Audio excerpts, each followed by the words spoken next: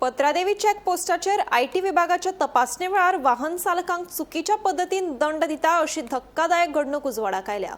Pollution परवानो आसून लेगीत एका पर्यटकाक 10,000चो दंड भरचो पडलो। असोच बेकायदेशीर प्रकार चालूच उरलो जाल्यार गोंयांत पर्यटक कित्याक येतले असो प्रस्न सध्या उपरासपाक लागला। देखून हो चेकपोस्ट बंद करचो नाजाल्यार योग्य म्हायती दिवपी कार्यालय सुरू करचें अशी मागणी थळावे करपाक लागल्या।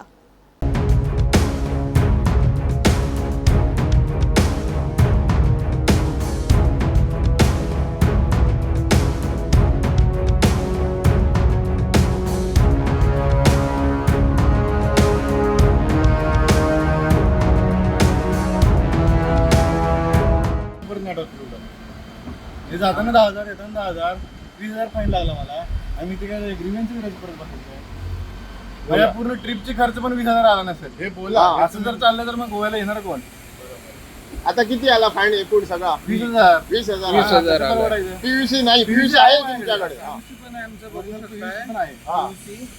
12/5/2026 पर्यंत आहे हा पीयूसी आणि गाडी नंबर MH51A0216 आणि तुम्हाला आम्ही व्हिडिओ पण दाखवू।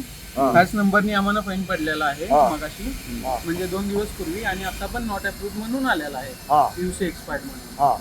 तर सामान्य एक्सपायर्ड म्हणून आलं म्हणजे अजून ते संपलं। सामान्य लोकांनी कसं करावं? मग यांनी असं केलं 20,000 फाईन बसल्यावर कसं गोव्याला कोणी यायचं पुढच्या? तुमची मागणी काय आहे? जोपर्यंत सारखं होत नाही तोपर्यंत काढून टाकावं ना, बंद करून टाकायचं। पुढं कोणतं ठेवा नाही रिस्पॉन्सिबल पर्सन जो लगेच तुम्हाला हे करून देईल की बाबा व्हॅलिड नाही